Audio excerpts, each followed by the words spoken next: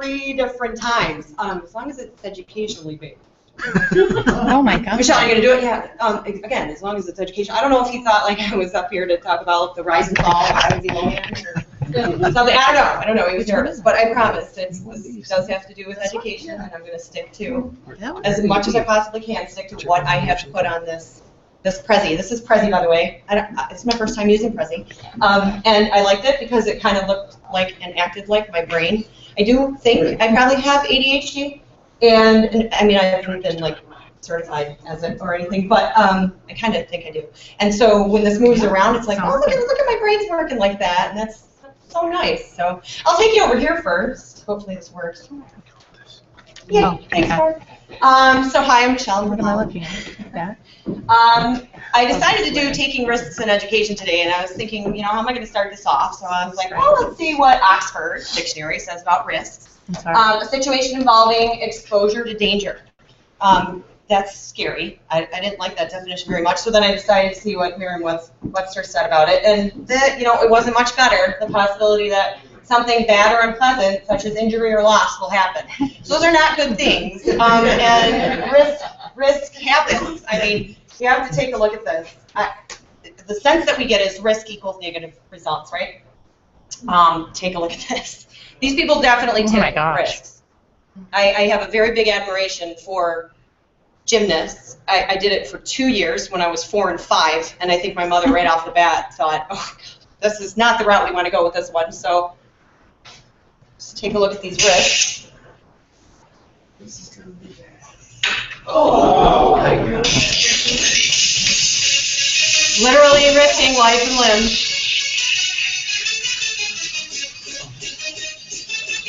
Oh, yeah. No.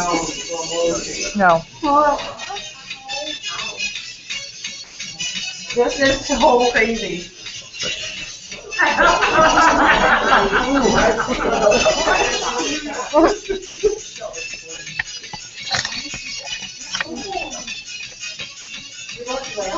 Oh my God. I literally could watch that video. It's 40 minutes long, by the way, and it's called Gymnastic Fails. And my kids and I did watch it for 40 minutes because we, for some reason, have this sick humor of laughing at people that fall. I don't want to be my first reaction. I don't want to laugh, but I think it is. And then I catch myself and go ask them if they're okay. But the idea that risks, you know, take certain personality type, risks take, you know, a lot to get the nerve up to do something like that. I couldn't just tumble on bars or a small beam or anything like that. So gymnastics was a good place for me to go when we were talking about risk. So I thought about this. So what keeps people just in general from taking risks? So there are obvious things like the fear of failing, the fear of rejection, the fear of humiliation, those kinds of things. And so then let's take that one step further and think, is there fear in education that's keeping people from taking risks? So let's examine this idea. I definitely say yes. I have a couple things that you might know have happened since 2009, and you might agree with me. So in 2009, we have Race to the Top, which puts a lot of fear into people because it comes up with different, there's federal mandates, and we have to comply with APPR, and we kind of got thrown these things, and no one really took a ton of time to tell us about it and teach us about it and take time with it. And so this pressure all of a sudden starts building up like, ooh, these new things, this is what I have to do now. And then we have Common Core, not to mention the field I'm in, which, you know, technology, you know, now we got to put everything online. We got to make sure kids can stream your notes. We got to, you know, it's a lot to handle, and it's a lot coming at teachers. And I think that, you know, we can now say that maybe right now we have teachers that are working in a fearful landscape, and the priority is not risk-taking. So let's take a look at that whole trend. We have changed. So over the last decade, the changing climate in education has put a lot of pressure on teachers, this pressure cooker. And from there, that is where the fear comes from. The constant state of flux and uncertainty has clouded our educational landscape, where fear is predominant and risk-taking is not a priority. So what I'm thinking is there there is a point where we can probably come together as a professional community and learn to manage the fear and learn to harness it so that we kind of take that energy in a more positive direction and come back to the mindset of productivity, which we once had. So I had three key ideas that I'm going to share with you today. I just kind of want to talk about my own personal risk for just a minute because it kind of will help you understand why I chose who I chose to demonstrate the ways to maybe manage fear. So, well, I'm kind of fearful right now. I know they always say, like, talk about your fear. Like, I went to a student, I think I went to public speaking at Buff State. I think I took a class with somebody, and the one thing that they said was like, you should just come right out and say that you're afraid, and everyone else will, you'll be endearing yourself to them, and that's, maybe you should do that. So, okay, I'm going to tell you, like, this is not easy to do. Plus, Andy put me on a stage. I really just want to sing and dance. So there's conflict going on right now. But, when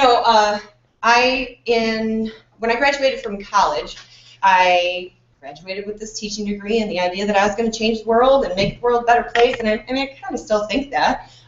Maybe a little jaded now. But I moved immediately from Buffalo, away from family, away from everything I know, got this job in Detroit. Yep, Detroit, Michigan.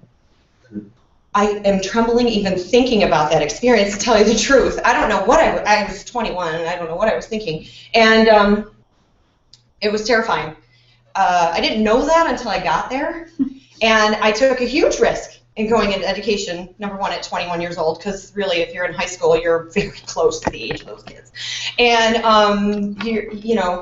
it was just moving away from everything I knew and getting started with this new career and not really having my friends to support and back me, but hey, I went for it. It did not turn out well.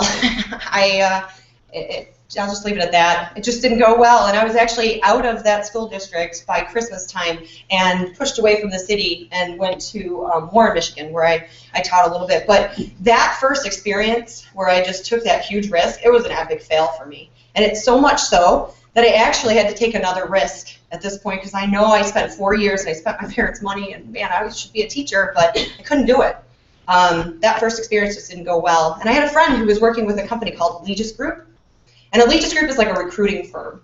They've got lots of different facets of how, people that you recruit. Some were tech people, some were this, some were that.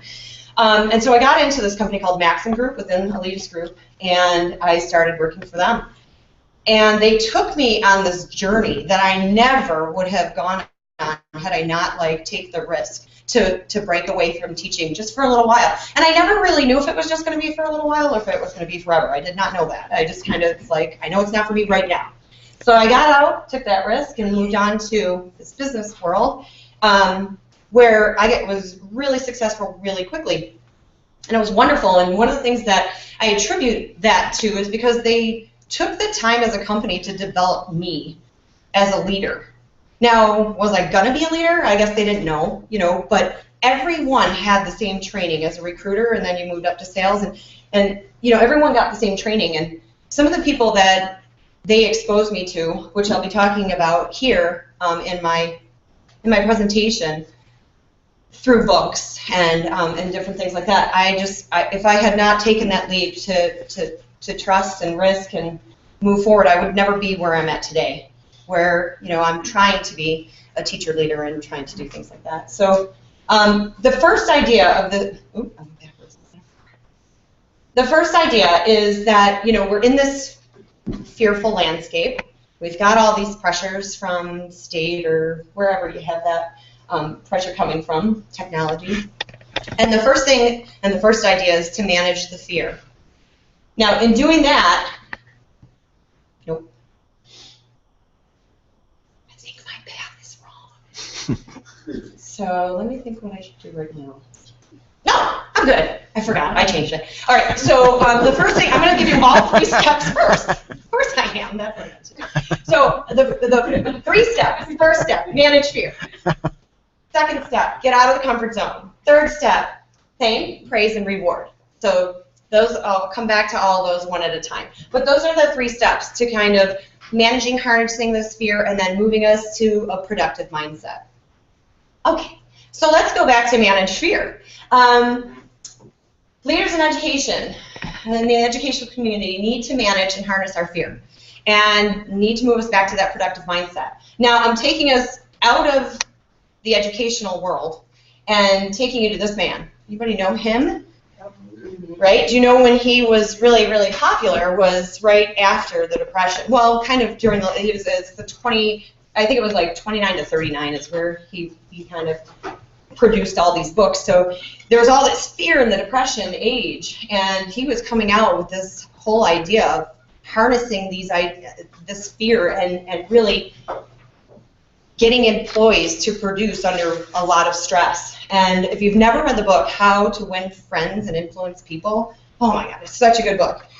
One of the cool things that he always says to do, that I do all the time now, and I'll never forget this from this book, is like always say somebody's name. The power in someone's name is like incredible. So, like, Andy, how are you today? You good? Awesome. Oh, hey, Andy, if you can say their name within a conversation a couple different times, it's like, oh, they know me. There's trust here. And that's a good feeling. I adore Dale Carnegie, and he's got some really great words of wisdom. Do the thing you fear to do and keep on doing it. That's the quickest and surest way ever yet to discover how to conquer fear. So it's so true. It's not easy jumping into technology for teachers. It's not easy for them to try something completely new, go from a very nice trapper keeper to an online trapper keeper. That's very, very unsure business for them right now. And I have folks that are willing to do it, and that's huge. And I think someone else said up here that you start with the people who will do it, who will jump in, and then hopefully there'll be some momentum that builds from that which you start. Develop success from failures. Discouragement and failure are two of the surest stepping stones to success. He's just a wise guy. So when we get the educational leaders helping teachers who may feel this fearful landscape, to get them to trust them, to have confidence in what they do, improve communication with them, there's going to be less stress. I think that I've always been someone who works best when my leader knows me inside and out. That's why I'm usually always in their face. I know that I'm always in Louie's office. I'm always in Kathy's, my superintendent's office. I want them to know me because I want to feel comfortable, confident, and I want to have that trusting relationship with them. And I feel like if maybe our leaders, it's a personality type too. That's another thing that you're dealing with here. There are people who are just fearful by nature and whatever chemistry makes them up. And then there are people who are like, whatever, I'll do it. And so that's personality type. And if a leader knows that about somebody, they'll know which buttons to push, which not, and really kind of promote this idea of trust, confidence, improved communication, and less stress. So that's the whole idea of managing fear. So we're going to move to the comfort zone. This was another book that I had to read while I was with the Allegius group, and it's Judith Bardwick, and she's hysterical. She actually still does a lot of talking today. She still does work with a lot of the companies like Apple and things like that today. So this idea of getting out of the comfort zone, I'm sure you've heard that before. I think someone actually said that today, the comfort zone. So now that we have this fear a little bit managed and our leaders are doing a nice job moving that fear to a more productive mindset, we need to basically get out of our way. We need to get out of that comfort zone. We need to make our environment in schools a place where it's safe to make a mistake. And I know Melanie and I definitely and passionately believe that because we had a conversation the last time we talked. We had a situation, if I can use you, Lori, we're into all this technology in Holland. I mean, everybody's one-to-one, if you don't know that about Holland. We're all one-to-one iPad, and we're stretching our necks out there every day to try to make things work in technology. And we had a staff development day, and Lori had the idea that everyone's going to sign in digitally because we would have this enormous line at 8 o'clock stretching out the auditorium, and everybody's just kind of waiting to sign in. There you go. So what a great idea, right? Just go to the document, OneDrive, sign in, done. No, it did not work. It didn't work. And you know what happened, which really, I tried to stop immediately. Like, I heard so many, oh, of course it didn't work. No, it didn't work. Oh my God, didn't she test it? Oh my gosh, why doesn't this work? See, nothing works in Office 365. I'm telling you, it was like, whoa! So I was, every time I'm like, hey, did you try something new today? That's what I would just say to them. Did you try something new today? Oh, I'm sorry, did you put yourself out there and try something new today? And of course they piped down because they didn't, because those are the people who complain about it. See, I was worried about what I was going to say up here. Really, I never know what's going to come out of my mouth, but hopefully I'll manage to keep it appropriate. So those are the people that you're going to hear from. Or, oh, that didn't work, this, that, and the other thing. But they're not taking risks either. And so I applaud you, Lori. Thank you very much for trying to do that. And next time it's going to work because we figured out why it didn't work the first time. So that's okay. And it should be okay to make a mistake. There's no problem with that. In fact, if people change their mindset a little bit about the comfort zone, they'd realize that's where your growth happens. That's when you're going to finally move forward in where you are. So this is Judith. Doesn't she look like a happy grandma? Judith Bardick, she wrote Danger in the Comfort Zone. Again, another book that I really recommend educational leaders reading. These are two business books, probably wouldn't typically be brought into the educational world, but because I had that experience, I'm telling you, please do it. It's just a great book. So she also, too, puts more things in there about, like Dale Carnegie. I know that she gets a lot from him in that book, and talking about how, I think this is real confidence comes from knowing and accepting yourself, your strengths, and your limitations, in contrast to depending on affirmations from others. So that's basically what I just said in that little wheel. Manage your fear, get out of the comfort zone, and then thank, praise, and reward. So Judith's smart. And there's a little graphic that you see every time you pull up her name. You end up seeing these two graphics. So I figured they were important to show you too. I don't know if everybody else on Google's did. So it makes sense. So here you are in your happy little comfort zone, trucking along, just doing whatever. And meanwhile, everybody out taking risks, this magic is happening. You're missing it. Sure, really happy and comfortable in your zone. So this comes up with, here's your comfort zone, the next ring is a learning zone, and the next ring is a danger zone.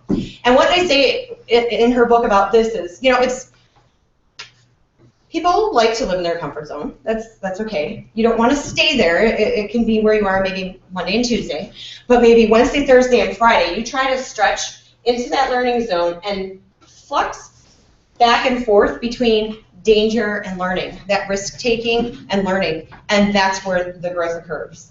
And I do think that's the case. Lori had brought up Lucas Gill, and I was going to use him as an example too. We didn't talk about what we're going to talk about today. But Lucas has never taught computer applications. He has never taught robotics, but the principal came to him and said, these are things that I really think if we're going to be competitive with all this great technology that we have in Holland, we really need to get that stuff going. And he was like, yep, let's do it. And he really is the guy that asks questions later. I feel like Lucas probably lives in the danger zone. How do we do the danger zone?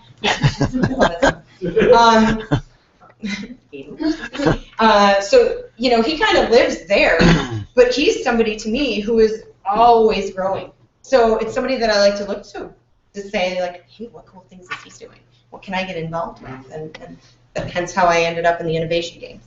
So I just think people like that who kind of flux in that learning to danger zone and kind of go back and forth there are going to be the people that you want to identify in your district and the ones you really want to kind of push to take those risks and to move people forward. And it doesn't have to be the director of curriculum. It can, but it doesn't have to be because we have teacher leaders within our district all over the place. We have them as department chairs. We have them as committee chair people and things like that. So really you could look anywhere for them. Okay, so the benefits of getting out of your comfort zone, so we'll kind of just summarize here, is that, obviously if you're going to take risks as a teacher, your students are going to benefit from that. It's almost like we can't not do this. Because if you're not willing to take risks, then are we giving the students the best experiences in learning that we can? I don't know. It'll improve teacher and student engagement. I mean, I know that if I'm going to take on something new, I am all in and very engaged and very focused. And if the student sees you that way, you'll kind of infer that they need to be that way. Hopefully, with the increased engagement, you have improved test scores, a decrease in failure. And start small, absolutely. I know it's a substitution phase of SAMR when we're putting in technology, but if you are moving from the Trapper Keeper to the online notebook, that's part of starting small. They're going to have successes, they're going to feel that success and want to try something newer and bigger. And it's just kind of momentum, and that's what we want. So basically that saying, high risk, high rewards, fits here. So the last step was thank, praise, and reward. And so I think this kind of makes sense. If you're going to get these people out and about and taking risks and, out of their comfort zone, it's only fair that we acknowledge that. One thing that it said in Judith Bardwick's book, her name's hard to say, never condemn someone for taking a risk. Provide the time to evaluate, give feedback, and improve upon the risks. And that's super important too, that maybe administrators allow that if for those who take the extra time to say, not only am I going to give you that chance to take that risk, but then I'm going to give you time, half day. You can get a sub and here you go. You're going to see how that went, you're going to evaluate it, and then make it better. And that little bit of time, that could be the reward, to tell you the truth, for the teacher. Time is a reward for teachers, I know that. So anyways, you want to thank people. Provide an opportunity to praise the risk, create a space in the building where risk-taking teachers and students are highlighted. It would be great that if we walked into the front of our building where we have our showcases, that maybe once a month a teacher who tried something new was put on the showcase and some of the work of the kids was presented there too. Just think that would be a great idea. Provide rewards for students and teachers who were willing to take the risk. And like I said, monetary is nice, but that's not the world we live in. It's not like, oh, you can get a $500 bonus if you try to move from Trapper Keeper to online. It just doesn't happen that way in education, but be creative. Maybe we can have contests with winners. I'm telling you, I'm sure you agree, teacher type A, very competitive, don't want to lose. I've seen people knock other teachers out of the way to get some little gold coins on a St. Patrick's Day hunt that we did. So I know they're competitive. They want to win. So even having maybe some kind of reward ceremony at a faculty meeting or an end of the year meeting on the morning announcements, providing an opportunity for more learning. That happens. I guess that's why I'm not getting into Google. Oh well. But a flex and schedule too. The time that you might be able to provide a teacher could be a reward for that also. So thank, praise, and reward. I really don't have much more than that to say, and I feel like I probably went 25 minutes. But I'm going to leave you with this because these are people who took rewards, high risk, high reward, and this was just an interesting video to see. So thank you very much for listening to me tonight.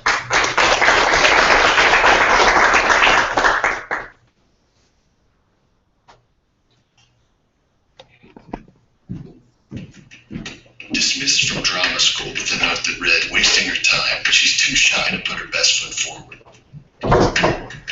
Turned down by the Decker recording company who said, we don't like their sound and guitar music is on the way out.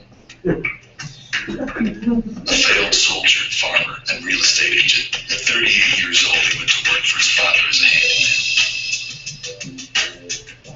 Cut from the high school basketball team, he went home